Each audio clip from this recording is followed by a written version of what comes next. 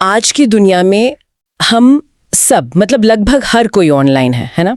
चाहे खरीदारी करनी हो, खबरें पढ़नी हो या दोस्तों से जुड़ना हो।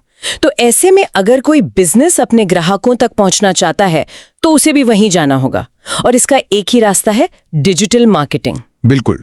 और आज हम इसी दुनिया के कोड को आप कह सकते हैं क्रैक करने वाले हैं। हमारे पास एक गाइड है जो इस विषय को शुरू से आखिर तक समझाती है। हमारा मकसद इस गाइड के जरिए सिर्फ ये समझना नहीं है कि डिजिटल मार्केटिंग क्या है, बल्कि ये जानना है कि ये काम कैसे करती है, इसमें सफल होने के लिए क्या चाहिए और हाँ, कोई भी इसकी शुरुआत कैसे कर सकता है।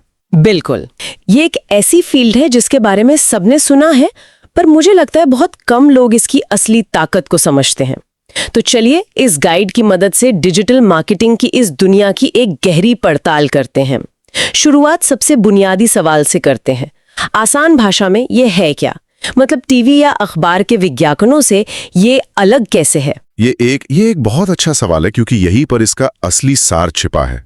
देखिए, आसान भाषा में डिजिटल मार्केटिंग का मतलब है इंटरनेट का इस्तेमाल करके अपने प्रोडक्ट्स या सर्विसेज को प्रमोट करना। लेकिन इसका असली फर्क कैसे में नहीं, बल्कि क्यों में है। पारंपरिक मार्केटिंग वो एक मेगाफोन की तरह थी। आप एक ही मैसेज को चिल्लाकर ज्यादा से ज्यादा लोगों तक पहुंचाने की कोशिश करते थे, इस उम्मीद में कि शायद कुछ सही लोग भी सुन लेंगे। हाँ, जैसे हाईवे पर लगा एक बड़ा सा बिलबोर्ड, उसे हजारों लोग देखते हैं, चाहे उन्हें उस चीज की जरूरत हो या ना हो। बिल्कुल, डिजिटल मार्केटिंग इसके ठीक उलट है। ये एक लेजर की तरह है।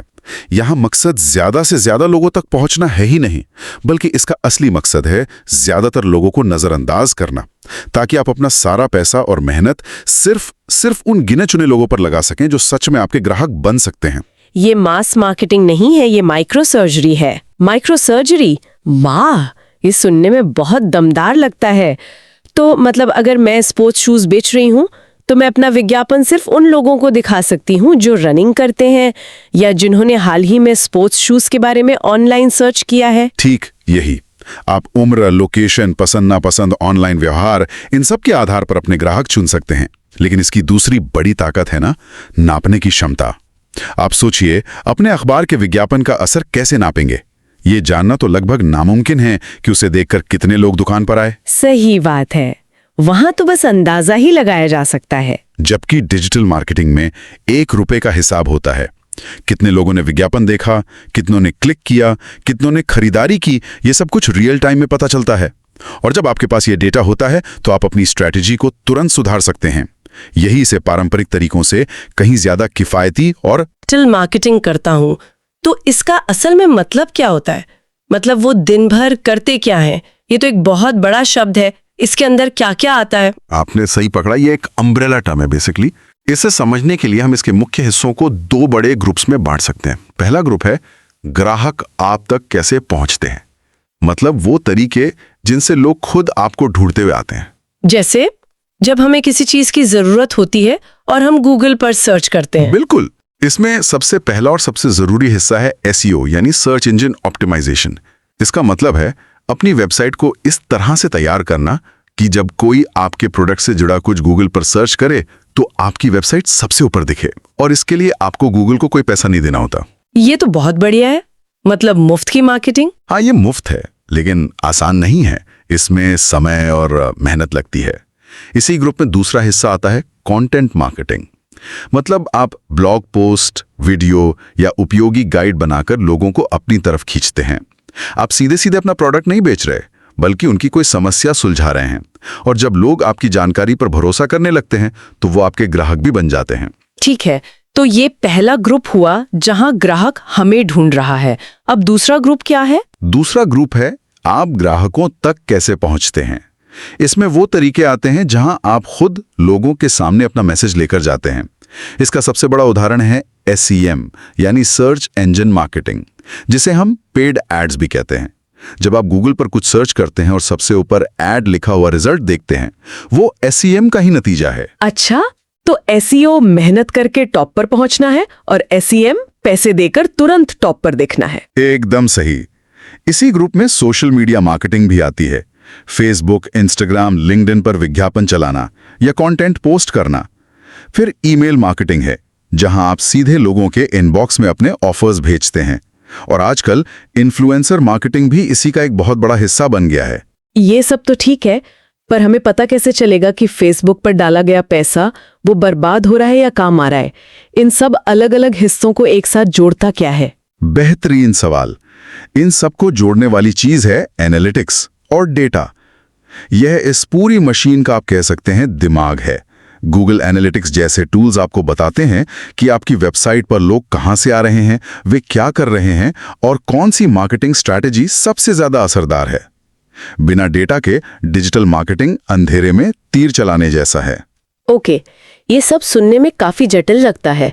इसमें SEO, content, paid ad, social media, data, ये सब एक ही इंसान कैसे कर सकता है? अगर किसी को इस फील्ड में आना है तो उसे किस तरह की स्किल्स सीखनी होंगी? ये सच है कि ये एक मल्टीटास्किंग फील्ड है। स्किल्स को हम फिर से दो हिस्सों में बांट सकते हैं, टेक्निकल स्किल्स और सॉफ्ट स्किल्स। टेक्निकल स्किल्स वो हैं जो सीखी जा सकती हैं, जैसे एसईओ का नियम समझना, गूगल एड्स या फेसबुक एड्स का डैशबोर्ड चलाना, सोशल मीडिया के लिए कंटेंट बनाना या गूगल एनालिटिक्स की रिपोर्ट पढ़ना। मतलब ये टूल्स को इस्तेमाल करने की काबिलियत हुई। हाँ, लेकिन सिर्फ टूल चलाना काफी नहीं है, क्योंकि टूल्स तो हर साल बदलते रहते हैं। यहीं पे सॉफ्ट स्किल्स का रोल आता है, जो मेरे हिसाब से ज्यादा जरूरी है। सबसे पहली है क्रिएटिविटी। आप भीड़ से अलग दिखने वाला कैंपेन कैसे सोच सकते हैं। दूसरी है कम्युनिकेशन। आप अपनी बात अपनी टीम और क्लाइंट को कैसे समझाते हैं। और शायद डेटा को समझने की क्षमता भी, क्योंकि आपने कहा कि सब कुछ डेटा पर आधारित है। बिल्कुल, एनालिटिकल माइंडसेट होना बहुत जरूरी है। मतलब नंबर्स को देखकर कहानी समझना कि क्या काम कर रहा है और क्यों। लेकिन इन सब से ऊपर जो स्किल है वो है एडेप्टेबिलिटी। एडेप्टेबिलिटी यानी बदलते माहौल में ढलने की क्षमता। जी। डिजिटल दुनिया रॉकेट की रफ्तार से बदलती है। आज जो तकनीक काम कर रही है, हो सकता है कल वो पुरानी हो जाए। पहले फेसबुक का जमाना था, फिर इंस्टाग्राम आया, अब शॉर्ट वीडियो का दौर है। जो मार्केटर सीखना बंद कर देता है वो बहुत जल्दी पीछे रह जाता है। तो इसका मतलब ये है कि टूल एक्सपर्ट बनने से ज्यादा जरूरी एक अच्छा प्रॉब्लम सॉल्वर बनना है, जो किसी भी टूल का इस्तेमाल कर सके। ये तो किसी भी मॉडर्न जॉब के लिए सच है। तो अगर कोई ये सब सीखने के लिए तैयार है तो वो कहाँ से शुरुआत कर सकता है? क्या इसके लिए कोई खास डिग्री चाहिए? यही इस फील्ड की सबसे खूबसूरत बात है। इसके लिए किसी खास डिग्री की जरूरत नहीं है। सीखने के कई रास्ते हैं। बाजार में 1 से 3 महीने के बिगिनर कोर्स हैं जो आपको हर चीज का बेसिक सिखाते हैं। फिर 3 से 9 महीने के एडवांस सर्टिफिकेशन प्रोग्राम हैं जो आपको किसी एक क्षेत्र में गहरा ज्ञान देते हैं। कुर्सेरा, यूडेमी और गूगल का अपना डिजिटल गैराज, ऐसे कई शानदार ऑनलाइन प्लेटफॉर्म्स हैं। गाइड ने कोर्सेरा के एक स्पेशलाइजेशन का उदाहरण दिया गया है। हाँ, फुल डिजिटल मार्केटिंग स्पेशलाइजेशन। उसकी खासियत क्या है? उसकी खासियत यह है कि वो प्रोजेक्ट बेस्ड है। आप सिर्फ थ्योरी नहीं पढ़ते, बल्कि असल में एक कैंपेन बनाने की प्रैक्टिस करते हैं। आप सीखते हैं कि एक काल्पनिक बिजनेस के लिए एसईओ स्ट्रैटेजी कैसे बनाई जाए या फेसबुक पर एक असली विज्ञापन कैंपेन कैसे चलाया जाए। मतलब थ्योरी के साथ साथ प्रैक्टिकल अनुभव भी मिलता है। और यही सबसे ज्यादा मायने रखता है। इन कोर्सेज से मिला सर्टिफिकेट आपके रिज्यूमे या लिंक्डइन प्रोफाइल पर अच्छा लगता है, लेकिन उससे भी ज्यादा जरूरी वो प्रोजेक्ट्स हैं जो आप अपने पोर्टफोलियो में दिखा सकते हैं। इस फील्ड में कंपनियां आपकी डिग्री से ज्यादा ये देखना चाहती हैं कि आपने असल में क्या काम किया है और क्या आप उनके लिए नतीजे ला सकते हैं। ठीक है, अब आते हैं सबसे दिलचस्प सवाल पर, जिसका सबको इंतजार रहता है, पैसा और करियर। अगर कोई ये सब सीख लेता है तो नौकरियां कैसे मिलती हैं? ग्रोथ कैसी होती है? करियर का रास्ता काफी साफ और तेज है। ज्यादातर लोग एक डिजिटल मार्केटिंग एग्जीक्यूटिव के तौर पे शुरू करते हैं, जो सब कुछ थोड़ा थोड़ा करता है। फिर अनुभव के साथ वो किसी एक चीज में स्पेशलाइजेशन करते हैं, जैसे SEO specialist, social media manager या पेड एड स्पेशलिस्ट।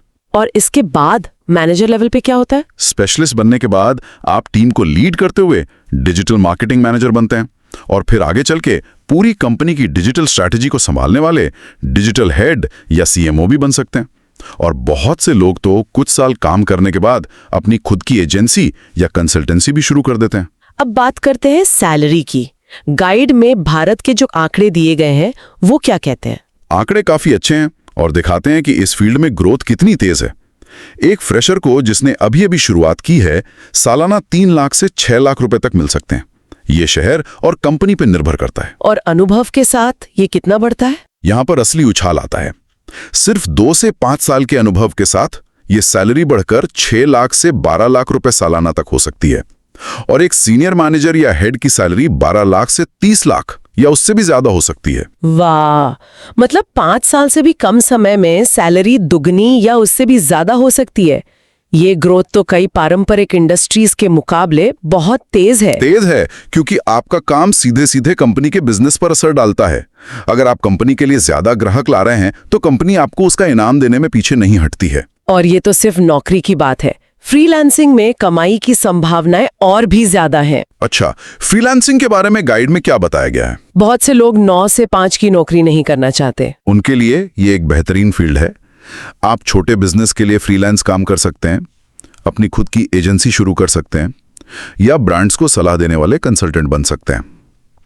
गाइड के मुताबिक एक अनुभवी फ्रीलांसर या कंसल्टेंट अपनी स्किल के आधार पर हर महीने 30,000 से लेकर 1.5 लाख या उससे भी ज्यादा कमा सकता है। 1.5 लाख रुपए महीना या उससे भी ज्यादा? ये तो कई बड़ी कंपनियों के मैनेजर की सैलरी से भी ज्यादा है। इसका मतलब सही स्किल वाला इंसान किसी एक नौकरी पर निर्भर नहीं है। बिल्कुल नहीं, वो अपने काम और समय का मालिक खुद होता है। अगर आपके पास नतीजे लाने की स्किल है तो आपके लिए काम की कोई कमी नहीं है। ये सब सुनने में बहुत अच्छा लग रहा है, लेकिन अगर कोई आज बिल्कुल जीरो पर खड़ा है और ये सब करना चाहता है तो उसे ये सब बहुत भारी लग सकता है। उसके लिए पहला क्या कदम होना चाहिए? गाइड में से लेकर क्या सलाह दी गई है? गाइड में एक बहुत ही practical step by step plan है। सबसे पहला कदम है मुफ्त में सीखना। किसी महंगे कोर्स में कूदने से पहले गूगल और यूट्यूब का इस्तेमाल करें। वहां डिजिटल मार्केटिंग के बेसिक्स पर हजारों घंटे का बेहतरीन कंटेंट मुफ्त में उपलब्ध है। ठीक है, बेसिक समझ लिए।